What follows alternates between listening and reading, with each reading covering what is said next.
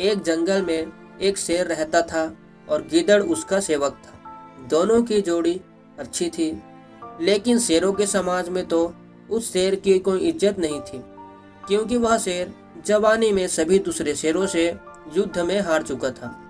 इसलिए वह हमेशा अलग थलग ही रहता था।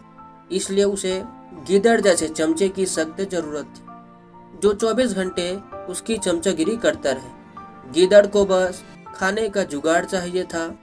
पेट भर जाने पर गीदड़ उस शेर की वीरता के ऐसे गुण गाता कि शेर का सीना फूलकर 2 गुना चौड़ा हो जाता था। एक दिन शेर ने एक बिगड़ैल जंगली सांड का शिकार करने का साहस कर डाला। सांड बहुत शक्तिशाली था। उसने लात मारकर शेर को दूर में फेंक दिया। तभी वह जब उठने को हुआ तो सांड ने फां फां करते हुए शेर को सींगों से एक पेड़ के साथ रगड़ दिया। किसी तरह से शेर वहां से जान बचाकर भागा, लेकिन शेर सांड की मार से काफी जख्मी हो गया था। कई दिन बीते, परंतु शेर के जख्म ठीक होने का नाम नहीं ले रहे थे। ऐसी हालत में वह शिकार नहीं कर सकता था और स्वयं शिकार करना गीदड़ के बस का नहीं था। इसलिए दोनों के भूखे मरने की नौबत आ गई थी। शेर को यह भी भय था कि खाने का जुगाड़ समाप्त होने के कारण गीदड़ उसका साथ न छोड़ जाए। तभी एक दिन शेर ने गीदड़ को सुझाया, देख, जख्मों के कारण मैं दौड़ नहीं सकता, शिकार कैसे करूं? इसलिए तू जाकर किसी बेवकूफ से जानवर को अपनी बातों में फंसाकर यहाँ ला।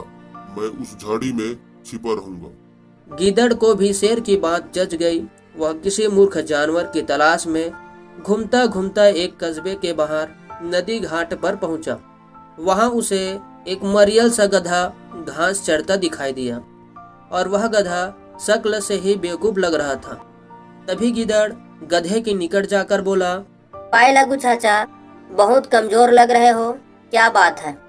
गधे ने अपना दुखड़ा रोया और बोला, क्या बताऊं भाई, जिस धोबी का मैं गधा हूँ वह बहुत क्रूर है। दिन भर ढुलाई करवाता है और चारा भी कुछ नहीं देता। तभी गीदड़ ने उसे न्योता दिया, चाचा, मेरे साथ जंगल चलो ना, वहाँ बहुत हरी हरी घास है, वहाँ खूब चरना, तुम्हारी सेहत बन जाएगी। तभी गधे ने कान फड़फड़ाया, राम राम, मैं जंगल में कैसे रहूँगा, जंगली जानवर मुझे खा जाएंगे। तभी गीदड़ ने कहा, चाचा, तुम्हें शायद पता नहीं कि जंगल में एक बगुला भगत जी का सत्संग हुआ था। उसके बाद सारे जानवर शाकाहारी बन गए हैं। अब कोई किसी को नहीं खाता। और गधे के कान के पास मुंह ले जाकर वह बोला, चाचू, पास के कस्बे से बेचारी गधी भी अपनी धोबी मालकिन के अत्याचारों से तंग आकर जंगल में आ गई है। वह हरी हरी घास खाकर खूब लहरा गई है। तुम उसके साथ घर बसा लेना। तभी गधे के दिमाग पर हरी हरी घास और घर बसाने के सुनहरे सपने छाने लगे।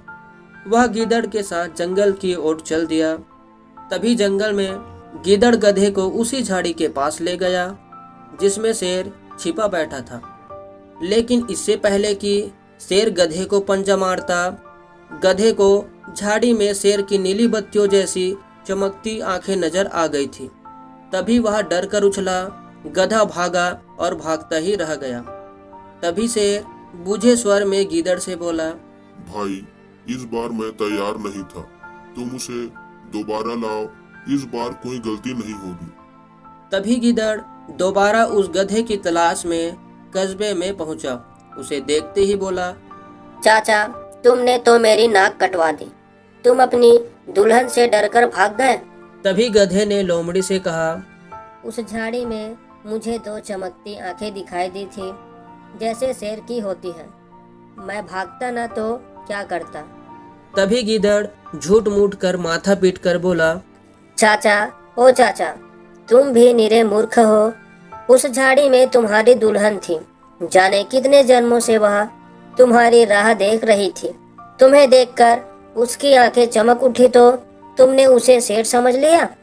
तभी गीदड़ की बात सुनकर गधा बहुत लज्जित हुआ, क्योंकि गीदड़ की चाल भरी बातें ही ऐसी थी।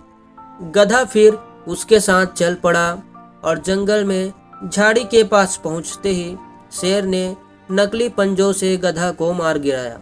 इस प्रकार शेर व गीदड़ का भोजन जुट गया।